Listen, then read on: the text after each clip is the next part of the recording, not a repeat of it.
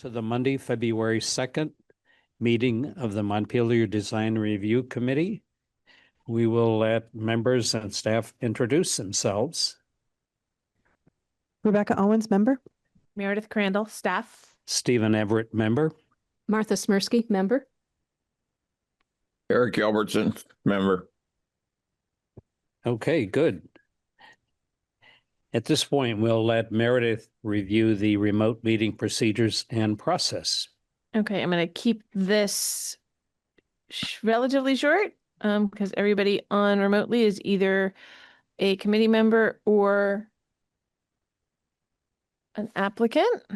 Okay, just making sure that that's showing right. All right, so for anyone viewing tonight's design review committee meeting via Orca Media, you can participate in the discussion via the Zoom platform through either video or telephone access options. If you want the full video experience, I know it's really long now, please type this Zoom link into your browser. Alternatively, you can call into the meeting using this phone number. And when prompted, put in this meeting ID and passcode.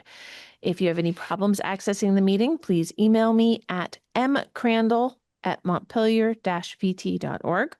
For those attending via Zoom, turning your video on is optional. We do ask that everyone please keep your microphone on mute when you're not speaking. This will help reduce background noise. Reminder that the Zoom chat function should only be used for troubleshooting or logistics questions. Questions or comments about items on the agenda need to be made verbally, and you'll need to, well, I don't have any members of the general public on. If anybody does come on, please make sure to raise your hand and wait to be called on by the chair and before you start speaking. In the event the public is unable to access tonight's meeting, it will need to be continued to a time and place certain. I'll now hand the meeting back over to the chair. If everybody's had a chance to review the agenda, do I hear a motion to approve the agenda? This is Martha. I'll move to approve the agenda. So Rebecca, I'll second. All in favor of the agenda, speak your names. Martha. Rebecca. Stephen? Eric. Okay. The next item is the annual election of chair and vice chair, but since Ben Cheney is not here, we will push that to the end of the meeting or postpone it if necessary. We'll move forward to the first application for 1 West Street. Applicant owner, Greenway Living LLC, review new vents for renovated kitchenette. Yeah, Kristen Cantu isn't on yet. She might come on, but we discussed before the meeting started, and Eric, you weren't here for this. If the committee feels like they can approve the application for the new vents without hearing more from the applicant, then you're free to do so. If you have questions that you really need answered by the applicant, then it can be postponed until the next meeting. So it's up to the committee members as to what they feel. I will pull this up for, hold on one second. Let me scroll to the right pages so that Eric can see if he has it. Yeah. This is Martha. I think it's so straightforward that I would feel comfortable going forward tonight. Okay. I think there must be a consensus. The only thing that's going to show on the outside of the building are the 2 small hooded vents that are black colored against a gray background. Mm-hmm. And they're behind a tree on the side wall towards the back of the property. Does anybody have any comments, questions, or suggestions? Otherwise, I'll go through the criteria. I have a comment. I actively work for them right now, so I think I will stay out of this one just because there's 3 of them, right? 3. Yeah, with members? Eric on, there are 3 members. Yeah. Okay, that's fine. Number 1, exterior design and materials of new construction or alterations of existing buildings shall be consistent and compatible with the characteristics of the existing building or other properties in the district. Additions and alterations to non-historic and non-contributing structures shall respect and be compatible with existing patterns and setbacks found in adjacent buildings. This is acceptable. Existing buildings shall be recognized as a physical record of their time, place, and use acceptable. Proposal. Location and appearance of all utilities, mechanical equipment, trash, storage, and fencing shall be cited to minimize adverse visual impact or adequately and appropriately screened from public view acceptable. Alterations to buildings called for by public safety, accessibility, and fire codes shall be designed to maintain the character of the construction materials and features to the maximum extent feasible, acceptable.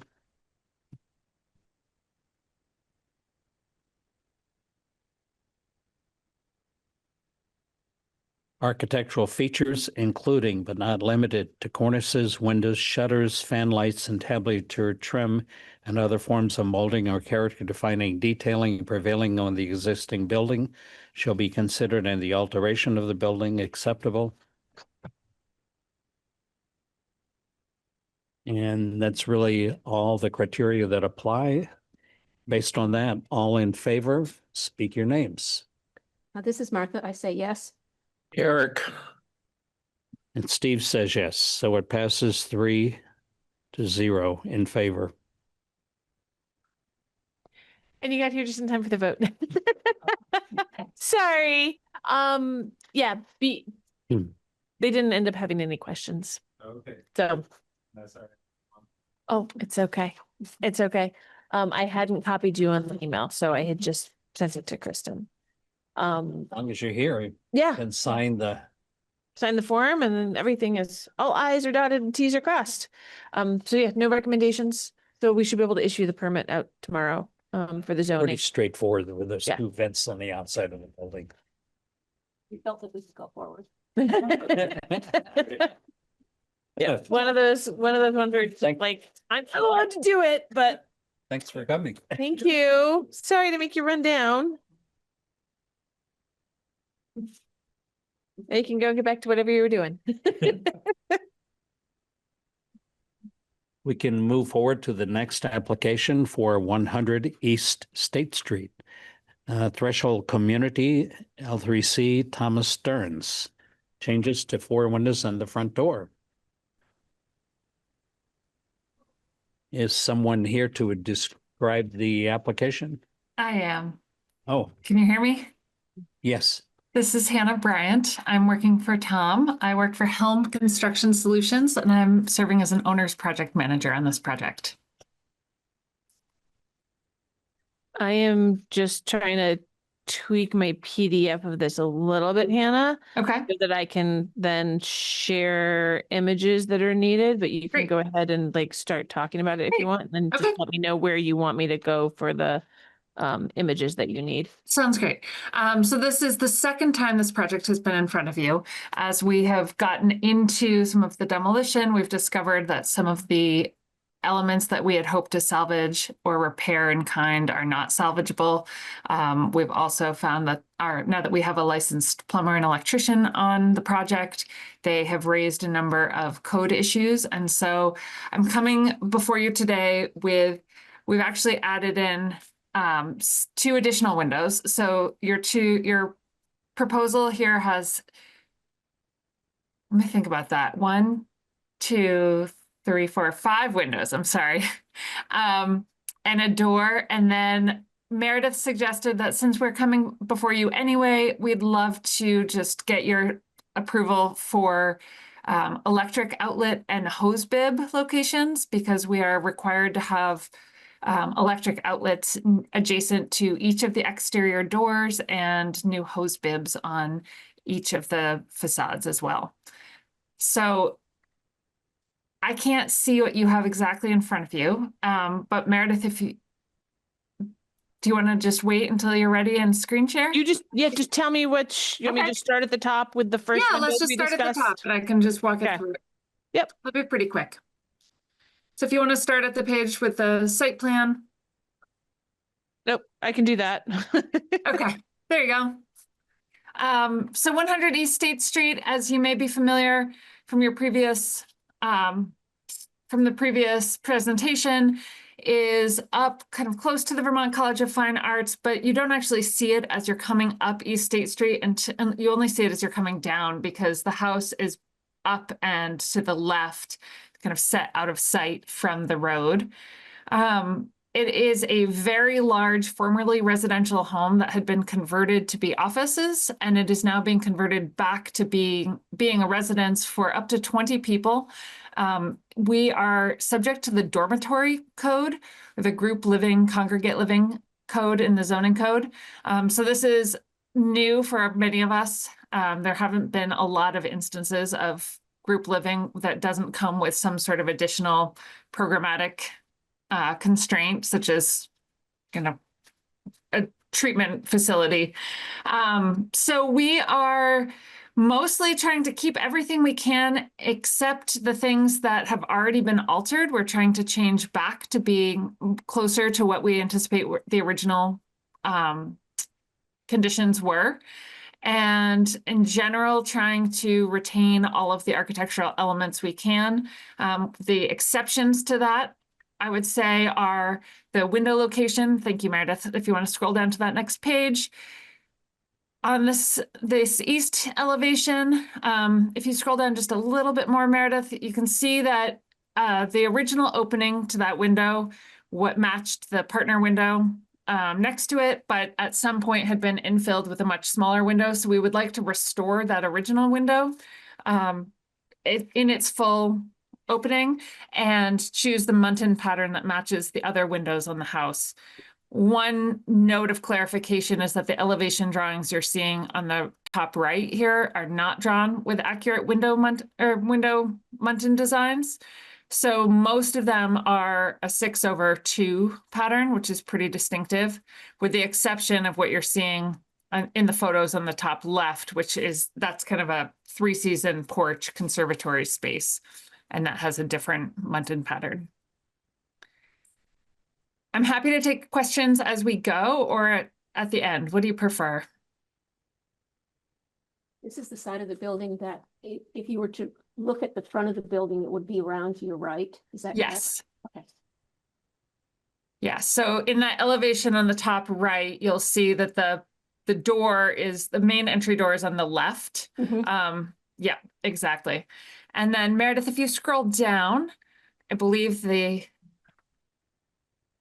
see. Now we're looking at the rear facade. This side faces the forest and is not visible from any other properties or public rights of way. But the windows that we had hoped to retain are in the 3rd floor, circled there in red. You can see that it looks like at some point somebody switched one of the windows. And so the muntin patterns go in opposite directions, but we had hoped originally to just take that out and turn it. But once we really got up there, we discovered that that window is so badly damaged that it really isn't repairable. And we are hoping to turn that area into a bathroom. And so our contractor really recommended that rather than investing a ton of money and trying to rebuild single pane wood windows, that we would be better served by getting fiberglass wood windows for that space, which are more durable in high humidity environments.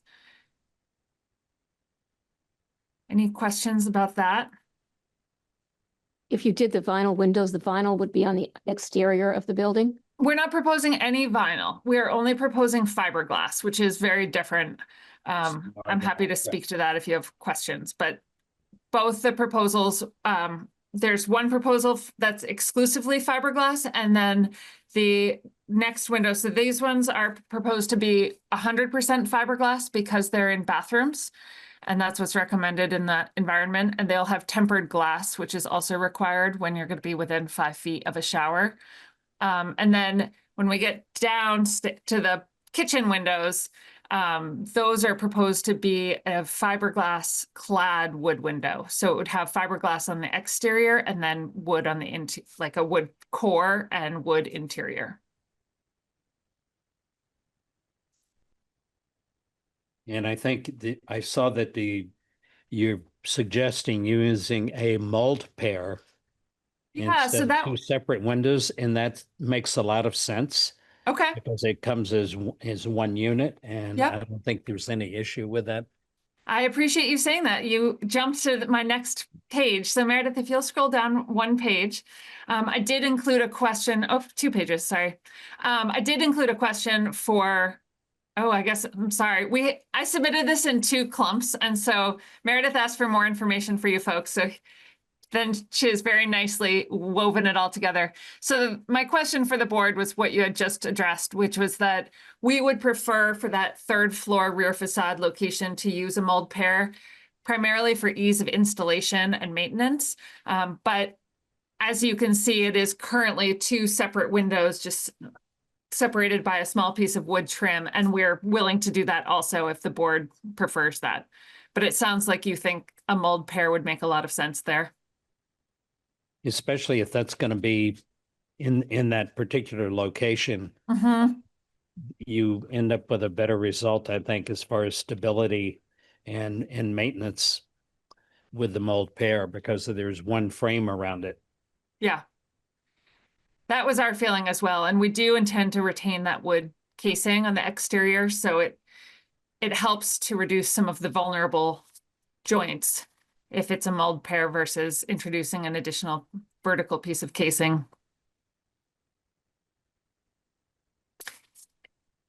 Does anybody else have any questions or comments about the mold pair for that location? Fine with me, it's Eric. Yeah, there's a lot of head shaking, so I think you're good, Hannah. Okay, great. Thank you.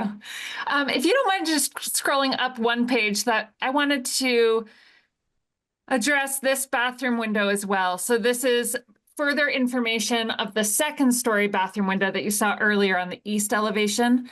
And this is another condition where we are proposing an entirely fiberglass window, because it will be almost a couple of inches will be in the shower stall there. We are proposing here that this is a casements operable style, but we would put in the check rail and the muntin pattern, so it would still appear as a simulated divided light with interior spacers, but it would be operable in case of egress with that casement style. Does this committee have any questions about that? That's the one where they infilled and to be smaller, and now they're gonna make it Exactly, and the now we're going to original open. size. Yep. No, I think that's fine. It gives the appearances the same as the historical appearance, and you're meeting some safety and code regulations. Thank you. Yeah, I was a little dubious, so I've checked out this style and went to see, if it really looks like a double hung window. And I felt like it was definitely, it met my standards. And I think for a 2nd floor location set far back, I think it's going to be entirely convincing. If you want to scroll down, Meredith, we can keep moving through. So now we're a little out of order here, but we did want to talk about the front door. The front door is one element that was not on our original scope of work. We had intended to keep it, but code requires that it has to be changed so that it can open out, whereas it's currently an in-swing door. It needs to be an outswing door. And as the contractors looked at it, they determined that trying to disassemble it and convert it to an outswing door was going to really cause a lot of damage. If you could scroll down a little bit more, I've got some pictures of the current conditions. They just didn't think that the existing door was going to be able to withstand that modification because of all of the existing damage. And so they really strongly recommended that we replace it in kind. And if you scroll up one page, the replacement that we would prefer would have glass. We can do a solid wood door that matches it, but we would prefer to be able to have glass so that people can see who's coming and going. This door does open into a vestibule, but given the high number of occupants that we anticipate living here and the desire to have this be a very active community space with lots of events and lots of guests coming and going, the sense was that it would be really nice if people could see who was on the other side of the door when they're opening and closing, and that this would be a more welcoming residential quality. I really feel it strongly that it would be important to have something that is in kind, as you mentioned. Mhm. So I would strongly recommend using a solid wood door. The solid wood door. Yeah. How do others feel about that? I have a different opinion that I agree with you about being able to see through a door in a public space that requires a lot of people coming and going, and it feels like that's a safety issue to me. And I think what you've selected here is nice. What about using a half glass door with 2 vertical panels instead of 2/3 glass with 1 horizontal panel? I think that makes sense, so that we still retain that kind of symmetrical vertical divider there. So that because the two side lights are long vertical glass, Mm-hmm. and the current door has 2 long vertical panels. Mm-hmm. Sort of a compromise might be to do a half glass up top and then have 2 vertical panels down below. How do others feel about that? And that way you're maintaining the verticality of the visual and also have enough glass to see through for Mm-hmm. safety and any code requirements. That makes sense to me. It's Eric. Yeah, I also like that because I agree in that I don't want to lose the verticals, but I also Mhm. understand why the glass is nice. So I like that idea. Okay.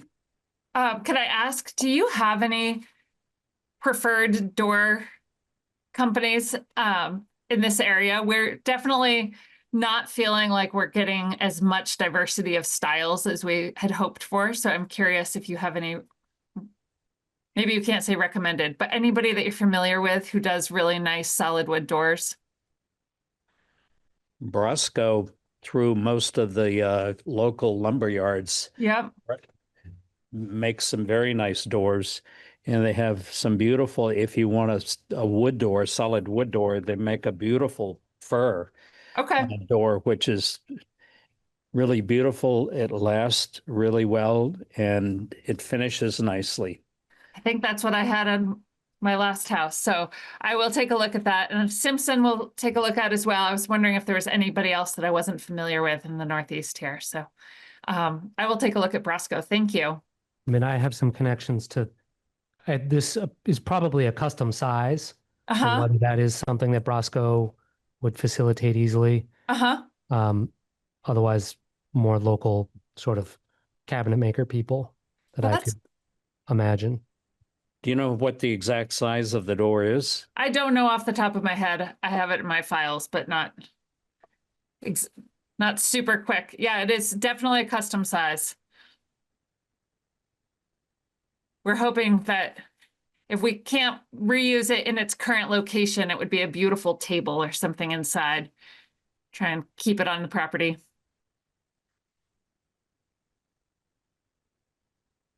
Well, it sounds like I'll just say what I think I've heard, which is that this group would be mostly okay with keeping half glass, but as long as the wood below maintains that center verticality as well. So it has 2 vertical panels as opposed to 1 horizontal panel. Okay. Does that sound accurate? That's how I understand it. Yeah. Okay. Yep. Hannah, ultimately the recommendation form from the committee will have whatever sort of conditions that they all agree on in a vote at the end on it. Okay. And usually there's like a reading of what those will be before the vote at the end. So Okay. we should probably keep moving because you got All some right, sounds things. Do you want to scroll down? Yeah, I can. Okay. Kitchen So these window. are the final kitchen or the final windows that we're proposing to replace. These are kitchen windows. These were also not part of our original scope. These are at the back of the house. One opens into a screened porch. So only one of them is very visible from the rear facade. And these are the windows that we're proposing to use a fiberglass clad wood window. Meredith, if you scroll down a little bit more, I've got pictures of the existing location. So you see one there in the screen porch, and then a little bit more to show the current situation. Oh, there's the window specs that you were looking for. So the current situation is that the counter comes across and covers up the bottom of the windows. And one of the windows is broken and needs to be replaced. And so as we were looking into replacement and replacing the counters, it seems like this would be a great time to shorten up the bottom sill, raise that bottom sill a little bit while maintaining the header height and the width so that we can get windows that are a little bit more protected from kitchen counter activities. We do anticipate this kitchen is going to be extremely busy as it's the sole kitchen in the house that will be shared by all residents. So we're trying to kind of invest our money right now in making repairs that are likely to last and be durable in the long term and not just recreate the same vulnerabilities that these windows are already in. Is there any other pages on those windows, Meredith? I'm scrolling to try and figure out because I don't. I have it actually No, we up go here to the too. outlets. Nope. So Okay, yeah, I don't great. think I don't think we have anything on Okay.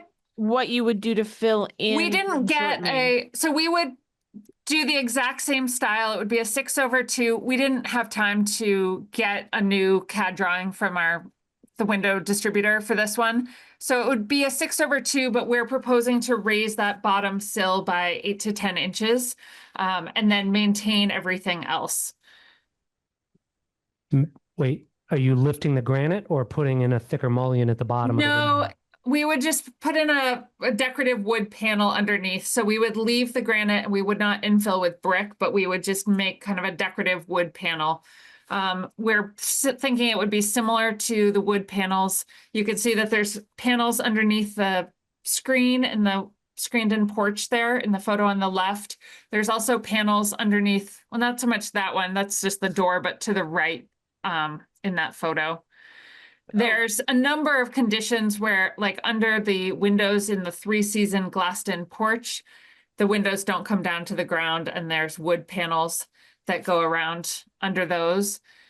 So our carpenter was saying that they could just recreate kind of that decorative feature. And this is something that we have not had a chance to detail in great detail because it was a last-minute addition in time to get the submittal to you folks. So admittedly, it is not drawn out. Based on what your thoroughness, I'm assuming it's like a frame and panel with some like coves on the side that give it Yeah, some true decoration versus yeah, well, just we a would match whiteboard what's slapped existing on onto the the window. house. So we wouldn't add anything fussy and ornate that's not already existing elsewhere in the house in similar conditions. But you also Oh. wouldn't go the other direction and just put a white board that's flat. Yeah. Yes, no, I mean, if it's only going to be 10 inches, then you have a small panel Yeah. and you could trim it with some molding Mhm. very similar to what's on the little porch there, Mhm. because those are flat panels with a molding going Mhm. around. That would be my preference. I think this is a pretty utilitarian space. And so I would lean toward keeping it simpler on the rear facade.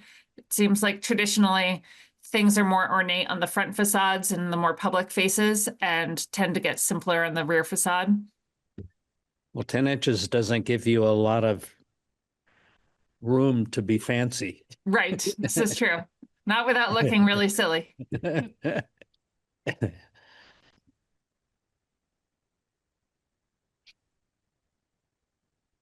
Is everybody okay with the panel below those windows to accommodate? Sounds like a good solution to me. Good. I think so too. I think it's funny that it will look similar to what the front door that we just said no with the horizontal panel. All right, let's move down to electric outlets. This is the exciting part, guys. Saving the best for last. This building code is triggering us to install electric outlets near every exterior door. So I had a little heartache about this, but I'm pushing it. So here's that center top window gives you an example of a wood panel underneath a window elsewhere in the house. This is where we're proposing to put outlets. I tried to locate them in the most discreet places possible, and the outlet that we're proposing actually recesses into the wall. So it's a fairly low profile. It's not one of the big, 3-inch clear plastic domes that sticks out. And so one would be effectively behind that blue bucket in the panel below the side light next to the front door. On the side facade, we would be looking at the side porch recessed into that wood panel below the window. Back screen porch, we do need to recess that one into the brick, but that's within the screened porch. And then the rear door, we're looking at recessing it under the little milk delivery door in the alcove, and then locating one next to the basement door. Any questions or thoughts about how to do this well?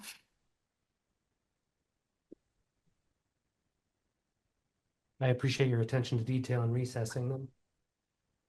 Thanks.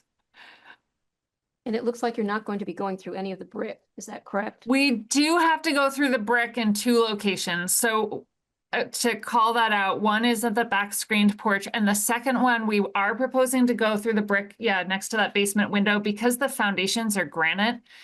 I felt like it was better to go through brick than to core through the granite, both in terms of the actual getting a hole through that material, but also in terms of long-term repair.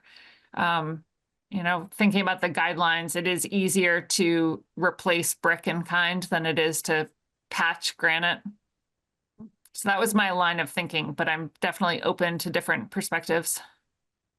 For this kind of utilitarian thing, I have no problem with going through the brick, this Eric. That's good, because we're going to ask you to go through the brick more. Ooh. All right, Meredith, you could scroll down whenever you're ready. So the last part is new hose bibs, and this time, so I want to call your attention to this existing hose bib. This is the only hose bib on the house currently, and it does create this efflorescence that you can see, that staining. So we are proposing to go through the brick for new hose bibs because it feels to me preferable than going through the granite. But my proposal, and Meredith, you could scroll down so they can see where it is. Oops. Nope, I don't know as I have. Oh. Uh-oh, did I somehow miss it? I have. Oh, interesting. Hold on. Let me go You know back. what? I'm not sure you sent me. I don't see it in the proposal, but I know I did it. Well, let me walk you through it. Can you do a share screen, or you should be able to if you have it up on your screen. Otherwise, I can just go to the I think that actually, I'm remembering now, this was another last minute addition. If you want to keep it at that photo of the rear facade. I don't think that we had strong opinions about where it went. I think we know that we need to have one on each side. We are proposing to add a second one right next to the existing hose bib next to the basement door, because that is the sides closest to the garden, and the property is intending to have very large food gardens and grow a large portion of their food and community food on site. And so we wanted a second hose bib facing the gardens.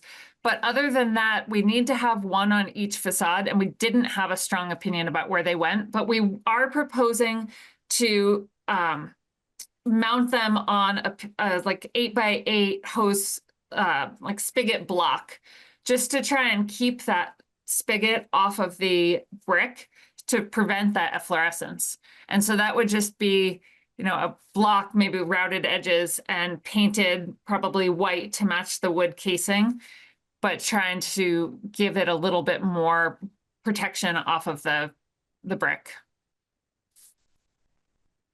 Howard, this is also the spot where the new electrical box is going, right? The electrical box Yes, Right you're there. talking about the spot right by the basement door? Yeah. Yeah, so the electric box would probably tuck in next to a window casing or the door casing. And then the spigot would go where? The spigot is existing. Oh, okay. So, our electrician will choose where it needs to be, but I don't think that there's necessarily, maybe the electric box goes up just a little bit, so it's in line with the spigot so that the water's not directly above it. I worry a little bit about how you fasten that wooden block to the brick and seal it so that moisture doesn't get between the block and the brick in a inconvenient way, but I'm certain Yeah, it's a good idea. we don't have to do that. We could do exactly what is existing. I think we were just trying to figure out how we could mitigate that efflorescence Yeah, so that we're not repeating it on all the facades. yeah. I mean, I'm fine with the treatment. I just worry a little bit about its longevity and how best to do it. Yeah, But somebody else, I'm certain, has thought about that. The frost-free spigots are usually in a brass, and they look. I think that looks better against the brick okay, rather than an 8 by 8 inch white block, whether that's either wood or AZAC or clear or something that's not going to rot. okay. And the other thing you can do is you can get a frost-free that's got an extended spigot coming away from the building. So if it's splashing down the building, you can get one that sticks out a little further. And if there's a location like this one where it's staining the building. Okay. And the other thing, if you're required by code to have the outlet above the faucet, you could also move the faucet down to one of the bottom Yeah. bricks, and then move the outlet up above. Yeah, I'm sure our electrician has been studying. I don't think this is a specific dormitory code. He has been studying aspects that are unique to the dormitory code, but he will absolutely make sure that it is located in a code compliant location. Also suggest that even the outlets that you put in, if you are cutting a brick so that you can sink an outlet into Mm-hmm. to keep it flush with the wall, Mm-hmm. brick wall, a dark bronze color usually looks much better because a white one will stick out Oh in yeah, the middle of the brick run much greater. I agree.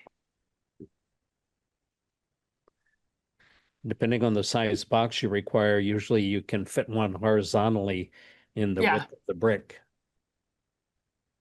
Yeah, that definitely looks better. And the company that makes these low profile outlet covers makes them for all different materials. So they do have a brick specific outlet as well as one that's for, stucco, all sorts of different Oh, good. applications. Well, thank you. Thanks for your patience as I ended with the most exciting element. Do you have any questions for me? I don't think anyone does. If anyone does, speak up now. No questions. I think it's a good job of planning the project. Thank you. I appreciate it. Yes. No, a lot of thought went into it. Did indeed. And again, our only recommendation was that the front door replacement would be a half glass door with 2 vertical panels below the glass to be more representative of what's there now. And then we also agreed with your suggestion of the modification of the 2 kitchen windows to accommodate the kitchen requirements with a trimmed flat panel above the existing granite sill. And I heard that some or all would prefer not to have a blocking behind the hose spigot, but would prefer just an extended hose spigot to mitigate that efflorescence. Is that Yes. accurate? Great. Either way, I think, Okay. this is a very utilitarian addition to the building, and So a little panel behind it is not gonna bother me. I appreciate your pragmatism.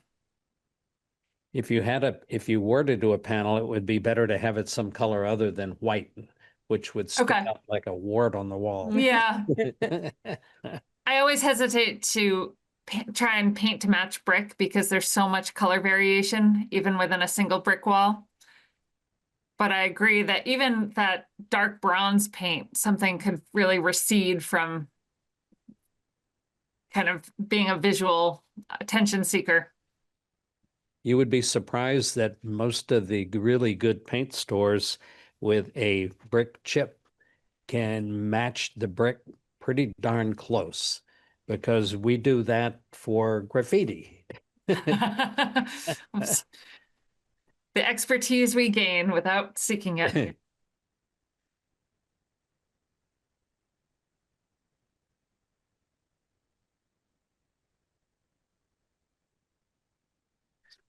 So I can go through the criteria for this project. Again, number one, the exterior design and materials of new construction or alterations of existing buildings shall be consistent and compatible with the characteristics of the existing building or other properties in the district. The removal of historic materials or alteration of features and spaces that characterize an historic property shall be avoided. Character-defining features, finishes, and construction techniques or examples of craftsmanship that characterize an historic building shall be preserved. Deteriorated character-defining features shall be repaired rather than replaced. Where the severity of deterioration requires replacement of a character-defining feature, the new feature shall be replaced in kind. Any treatments that cause damage to historic materials, including but not limited to chemical or physical treatments, shall not be approved. This project is acceptable. Existing buildings shall be recognized as a physical record of their time, place, and use. Any new development shall be differentiated from the old, but shall respect and be compatible with the massing, size, scale, architectural features, detailing and overall character of the primary historic building and nearby historic properties. Acceptable.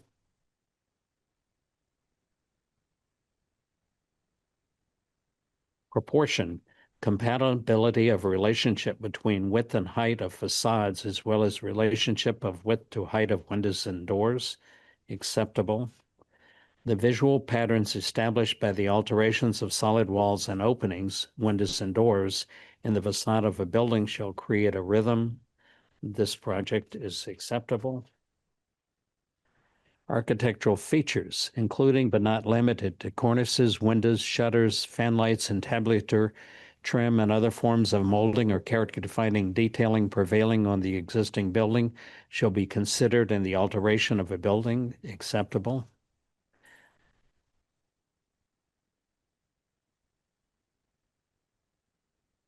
And lastly, windows and doors on historic structures. Character-defining window and door patterns, placement, sizes, proportions, and original features, such as trim, sash, and moldings, shall be preserved to the extent possible. When preservation is not possible, such character-defining windows and doors must be rehabilitated or replaced in kind. Windows and doors that are not character-defining may be replaced, but such replacements must be compatible with the historic building style, materials, and architectural features. Acceptable. All in favor of the application with the recommendations we had made, speak your names. Ben, Eric, Rebecca? Stephen? I'm going to be a no on the door issue. I really feel strongly that it should be a solid wood door. I understand the issue about safety, but you're looking at two side lights there too.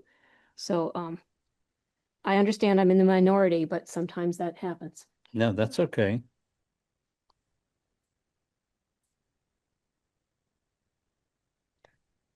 The rest of the proposals are fine with me.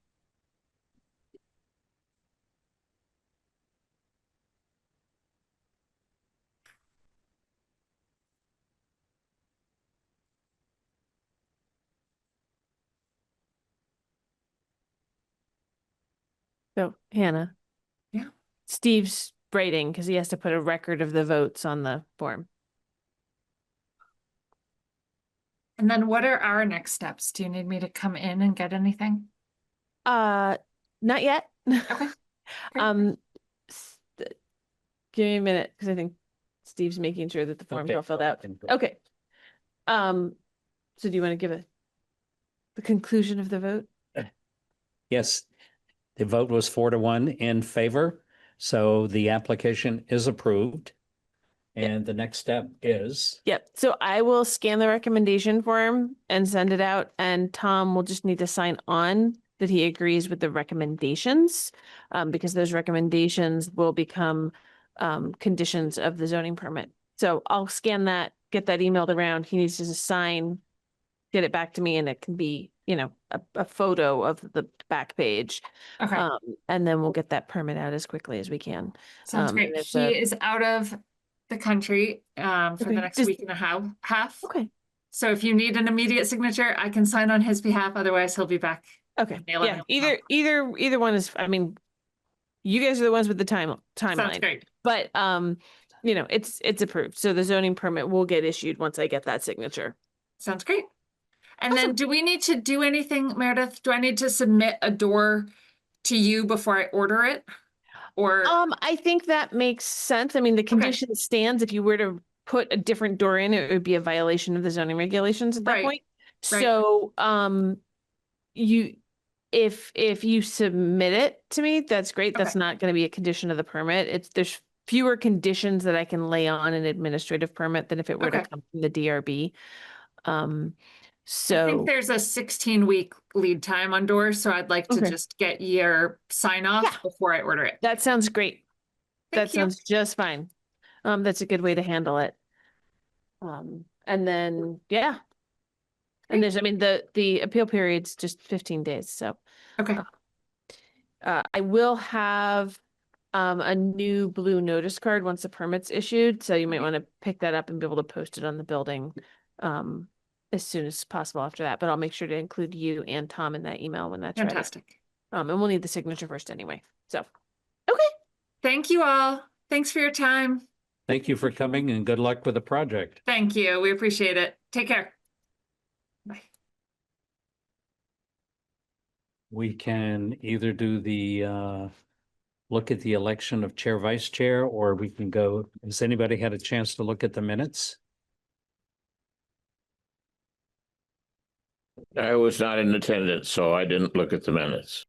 It was Ben, Martha, and Rebecca. So you've got 3 to Yep. vote on it. And I think I actually made the change to the design review committee minutes too. As long as one person in attendance was at the meeting, everybody can vote because you can always review for typos. We ran that through legal and made those changes in all of my committees because I was like, no, you can approve the minutes. Okay, I'll make a motion to accept the minutes for the December 15th meeting as written. I second. So in favor, speak your names. Ben, Eric, Rebecca? And Stephen, minutes are approved. Thank you. So we can look at election of the chair and vice chair. Everybody else is okay with it. You willing I to don't, stay on? I don't hear anybody jumping forward to take over either position. So are you willing to Stick it out for a little stick bit it out longer? on one more stretch? how long is the stretch again? So so it's annual election of officers, and let me just take a look and double check because I think I have. So you're gonna have to forgive me. I've got visual stuff kicking in for my like migraine mornings, but I don't have my pills with me, so it's kind of hard for me to actually read right now. If I have this right, your term expires in October. This upcoming October? This upcoming October 2026 is when you're, if you wish, up for reappointment. Okay. So, Well, I'm happy to do it through then. Okay. And then I'll consider what where things are. more things are in October. Okay. So yeah, somebody will need to nominate and second and I make a motion vote. that we elect Ben as our vice chair. I'll second. Rebecca. All in favor of Ben as the vice chair, speak your names. Martha, Rebecca. Stephen, Eric, there we go. there you go. And then do we get to do the same? Does somebody else want to be chair? I'm not hearing anybody speaking up. Make a motion that we elect Steve as our chair for the next term. Okay, I'm willing to go along as long as I have a backup who's there. I'm willing back. I'll second that. Yep. All in favor of me? Speak your names. Ben, Yep. Rebecca. Yep. Okay, Okay. I'm in again. When does mine expire? Hold on. Weirdly, you and Eric expire in September. Things got a little jogged. I think probably I will try and have when these come up, including Ben's, I'll just try and have them all restart in September so that there's 3 for 2026, 2 for 2027, 2 for 2028. But so yeah, Steve, you and Eric, your terms expire in September. Okay. Okay, So we might just have you put in for reappointment in September as well and just have those all loop starting in September. So I don't have, at some point, we may readjust everything and have everybody's terms expire in the same month of the year, just different years, and sort of so that like my design review, it's all September. DRB is all April, like Yeah. easier to keep track of and Okay. whatever comes up next too. But if we can at least have in 1 year, people's terms all expire in the same month, that'd simplify things. All right. okay. Does anybody have anything else? I make a motion to adjourn. We're here a second. I'll second. Rebecca. All in favor of adjournment, speak your names. Ben, Rebecca. Martha, Stephen, Oh, did we already lose you, Eric? Eric's already He's adjourned. muted. Meeting is adjourned.